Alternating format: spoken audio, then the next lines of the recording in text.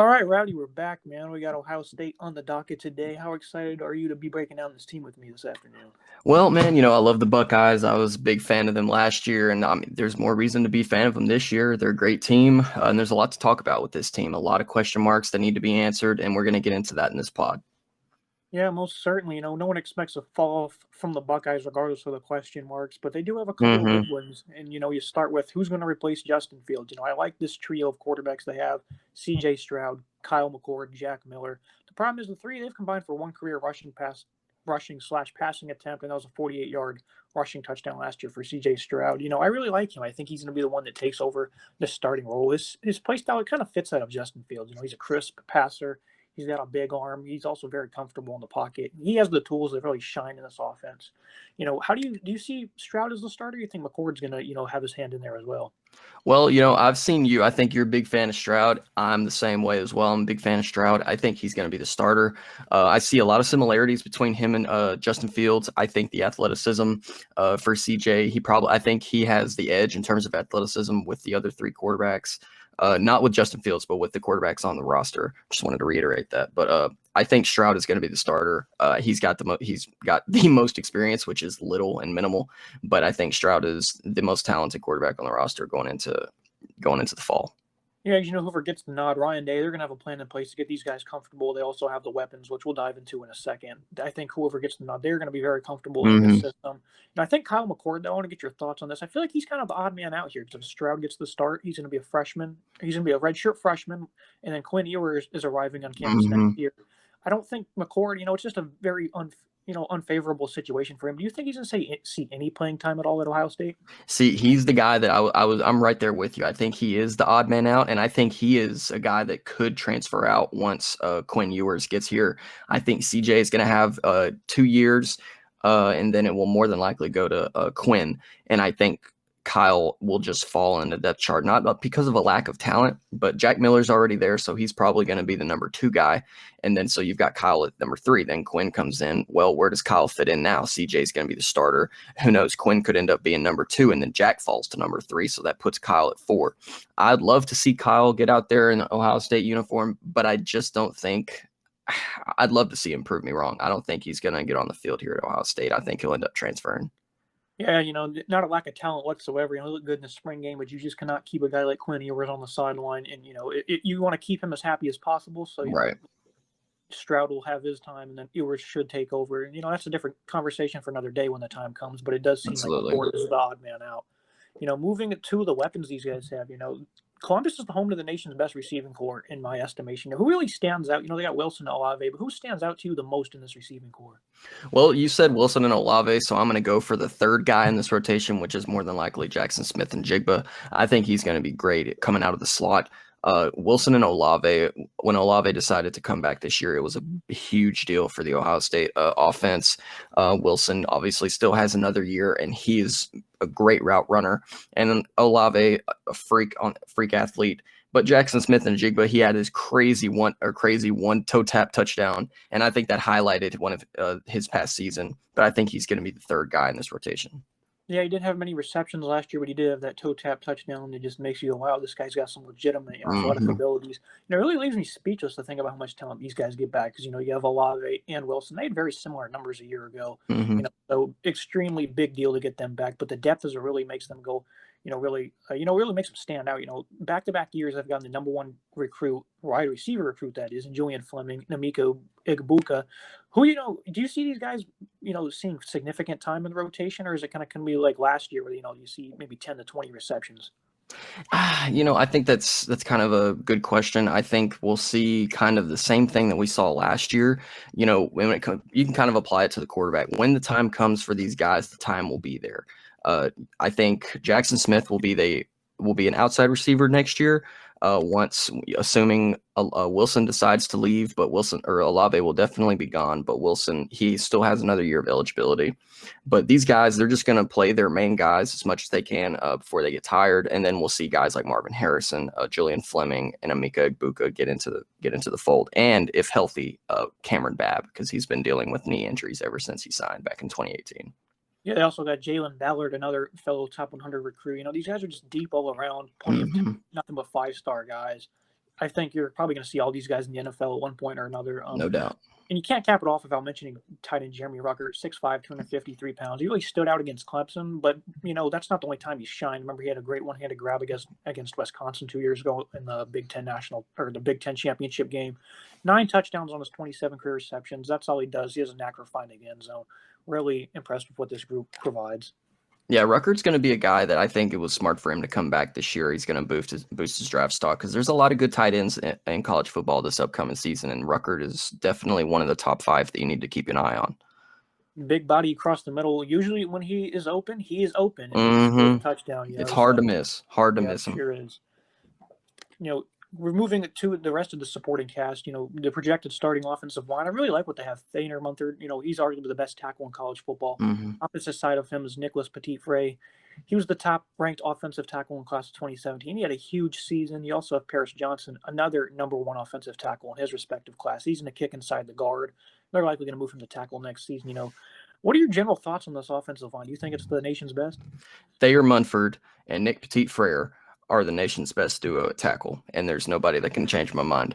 I think these guys are going to be first-round picks next year. You throw in Paris Johnson, and he's going to be a first-round pick eventually. Harry Miller, great experience there. And then a possible Matthew Jones. I see that you have Luke Weipler. I think Matthew Jones could possibly go in there as well. I don't think you can go wrong with Weipler, though. I think that this O-line is going to be great, and we talked about it with the quarterback. I mean, whatever quarterback gets into this system, they have a great O-line, they have a great running back room, and they have a great receiving room. So the quarterback's going to be in great hands.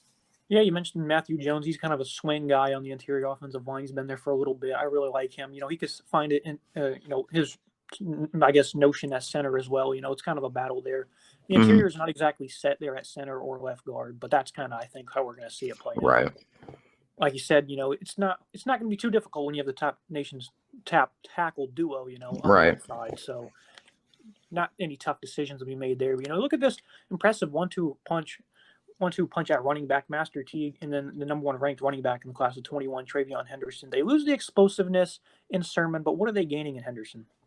I think Henderson is more. They're kind of exchanging one explosive back for another one. I think Travion Henderson has a little bit more elusiveness. He could be a faster guy. I really like his high school tape. I'm looking forward to see how he fits into the system with Master Teague. I think Master will get the nod early on at the beginning of the year. He's got the experience, the veteran leadership. I think he's a really good bruising running back.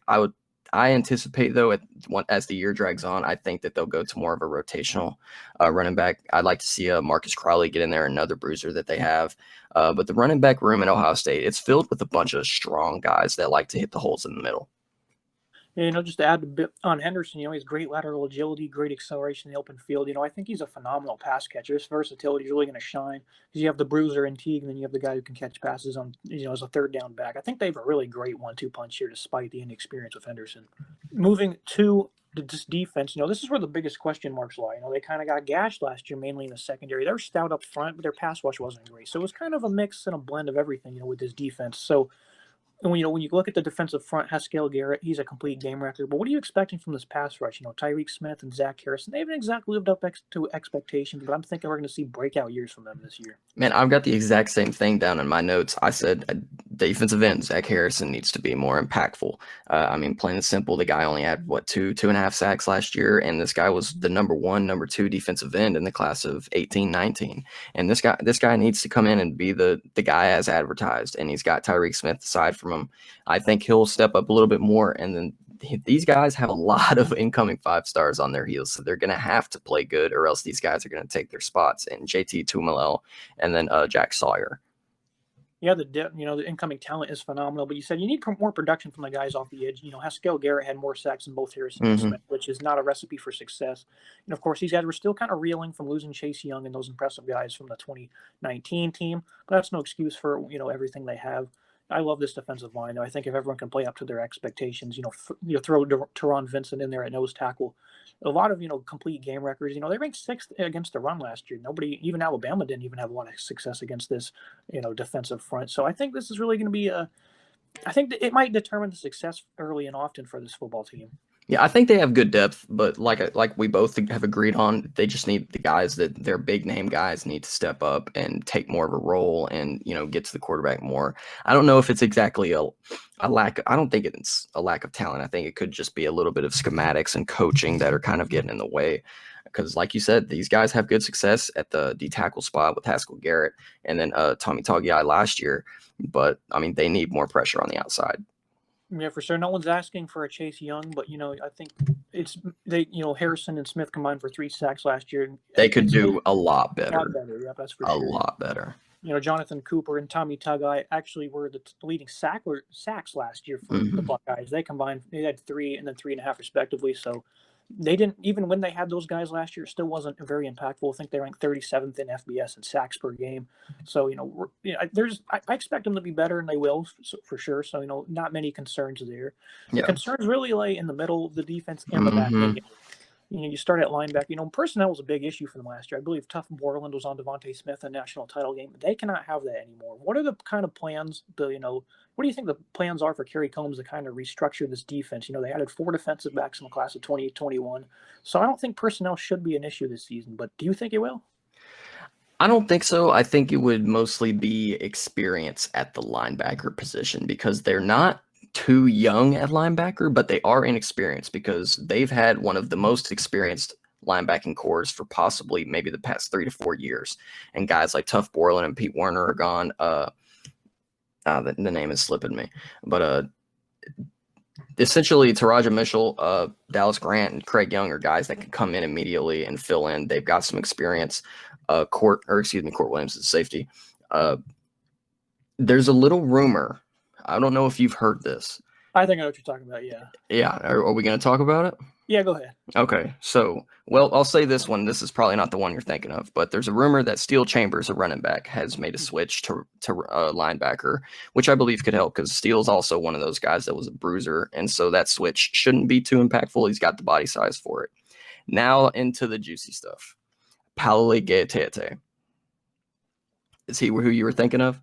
Yes. Yeah. Yes. So, yeah, Paoli Gaetete is rumored to have possibly signed with Ohio State. It's been very under the radar. And like I said, it's just a rumor. There's been pictures of him at the Ohio State facilities. Could purely be a visit, but there's a lot of stuff to it. Yeah, there's also a picture of him, allegedly in the Ohio State Yep. student Right. database. Yes. So, yeah. With his major and everything. Yeah. Yeah. So, there's something that's been under wraps, though. I'm not sure what will happen with that, but former 5-star recruit, I anticipate, he could come in and find a starting spot immediately. So it's a great situation for him, I think, if he walks into it. Yeah, absolutely. That'd be great for Ohio State. But focusing on the guys who are there now, like you said, inexperienced. Trajan Mitchell and Dallas Grant, they're both seniors. They haven't played a lot. Grant, he missed a majority of the spring of a foot injury. He's an aggressive tackler, though. He made some good plays in his limited appearances. Mitchell, I love this guy. He brings toughness and physicality to the game. You just cannot teach people to love contact the way he does. I really like what they have in those two. And, Craig Young as well, to cap off the starting rotation. I think, he was a lower-ranked recruit from the 2019 cycle, but he's a complete speedster. He's undersized, but his potential is great. That's why they recruited him there. A lot of 3-stars don't end up at high programs like that unless you can provide something, and Young does that. I think one more guy at linebacker is Cody Simon. He's one of their youngest guys in the linebacking room. Obviously not a freshman, but he's got the experience a little bit to get in there and see the rotation a little bit.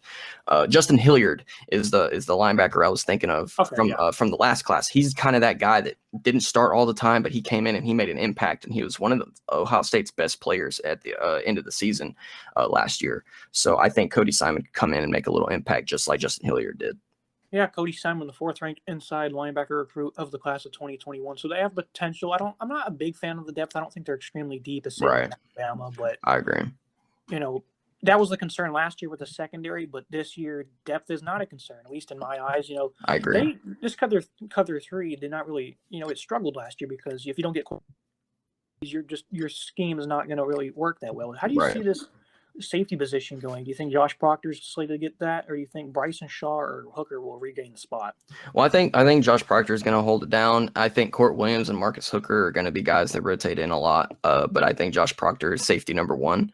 But like I said, Williams and Hooker are guys that can come in and make an impact. But these guys got to step up. They can't have a year like they did last year. Last year it was inexperience, coaching. If these guys don't come out and play good in the safety zone like they did, or play bad like they did last year, they're going to have Alabama games all over again all season long. I mean, they just can't give up, 30, 40 plus points on deep balls. They just can't. Yeah, for the people that aren't aware, they're absolutely gashed last year. They allowed 304 yards per game and an opponent completion rate of 66%. That's 122nd and 111th in FBS respectively. That can't happen, and I don't expect it to happen once more. You got Seven Banks. He played very well down the stretch, had 7 pass breakups and a pick. Because you had Sean Wade last year who tried to make the transition to outside. That didn't really work well. Seven Banks, though, down the stretch, he looked really good. Are you expecting a big jump from him to be a potential first-rounder next year's draft? I would hope so. I would hope he doesn't have a Sean Wade effect. I mean, obviously, Sean Wade was more of a slot corner guy, and then they moved him to the outside, and that hindered his draft stock tremendously. I don't think we'll see the same impact with Seven. Seven's going to step up a lot. Marcus Williamson will be another good slot corner to look onto, and a guy that I'm really thinking could take over the opposite outside corner spot is Tyreek Johnson. He's kind of bounced around in the secondary, kind of dealt with injuries, I think, but Tyreek Johnson could possibly be the opposite corner. Cam Brown's not a bad option either, though. Yeah, because they're going to be made up of first and second year players. Ryan Watson, Jaquil Johnson being the most notable. They had, like I said, 4 guys in this recruiting cycle, all very talented. Mm-hmm. 2 of the top 5 corners, Johnson and Jordan Hancock was the other. So they have the talent. Communication was also an issue, but schematics, as we noted, had linebackers in isolation against the Heisman Trophy winner. That just can't happen anymore. So they're going to have to get these guys in. And they're going to have to figure out their roles. It's not going to happen instantly, but I think they're going to learn a lot when they play Oregon. I believe it's week 2 or 3 when they play the Ducks. That's a great receiving core. That's going to be a big learning opportunity for them. Yeah, Ohio State's they've got a decent schedule. I was looking at it earlier, and I think starting out with Minnesota, then going to Oregon, they've got 2 tough opponents right off the bat, and then they've got a nice little stretch of easy games with Tulsa, Akron, Rutgers, a little challenge in Maryland, and then we've got a great rematch on Saturday, October 23rd against Indiana. I'd love to see that rematch. After that, they've got Penn State, Nebraska, Purdue, Michigan State, Michigan. How are you feeling this Ohio State team? What are you thinking in terms of record? I really want to say 12-0. I think people are going to picking Indiana. That's going to be a trendy pick among a lot of people. No doubt. Just for that reason, I'm going to pick Ohio State to win the game. Indiana, they've lost, I believe, 22 or 23 in a row to Ohio State. But even when they were bad with subpar 500 records, they've always challenged the heavyweights. I think they'll continue to do that. We'll talk about Indiana at a later date. But their lack of talent, strength in the trenches, that's just a big gap to try and close against Ohio State. So I don't see them slipping up. Of course, we'll wait and see. October's a long way away, but that's my early analysis of that game. The trenches are just going to be too much to overcome for Indiana. Yeah, I'm with you. I think a 12-0 projection is not too bad, not too far-fetched at all for Ohio State. I think the Big Ten, it's pretty solid, but I think Ohio State, I mean, we've said it ourselves, they have a 5-star at every position. So, I mean, I think that they'll be set for this year. And if they can get past a lot of the miscues they had defensively and have guys make more impacts, then there's no reason this team can't possibly, make a repeat show as a national champion. Yeah, something I forgot to note, they're 119th in returning production on defense. That's not good, so they have an experience. But, when you have a guy, when you're a team like Ohio State, that's really not a big concern. We've had Alabama, replace their entire defense before, and then they're, again, one of the best. And now Ohio State, they're in that same boat. So, it's certainly going to be fun, though, over the course of the year to see how this defense progresses, because even though we expect them to go 12-0, it's not going to be, it's not going to be free. It's not going to be given whatsoever. Right. It should be interesting to see how these guys progress over the course of the entire season. One last thing I want you to get your thoughts on. I've told you before, C.J. Stroud, I think he's going to be one of the favorites to win the Heisman. Do you see that as a possibility this year with this supporting cast?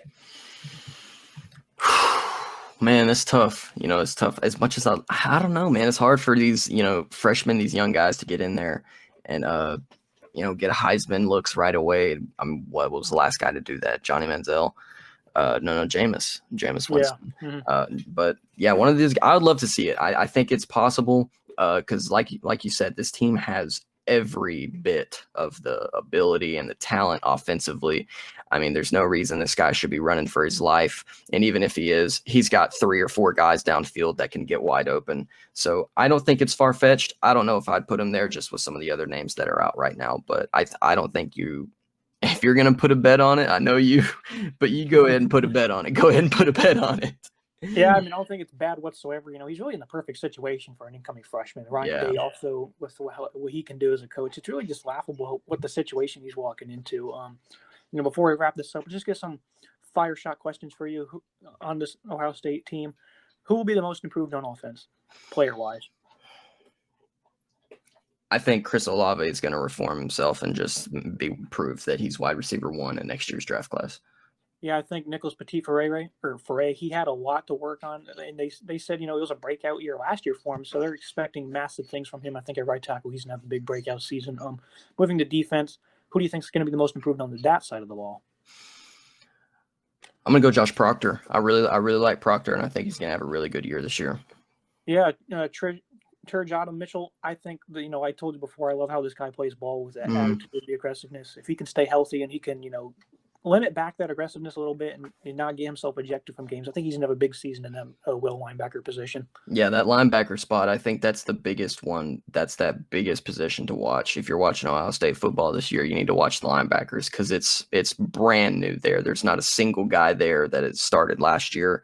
So it's a really new position, and I'm with you. I'm looking forward to see that linebacker position.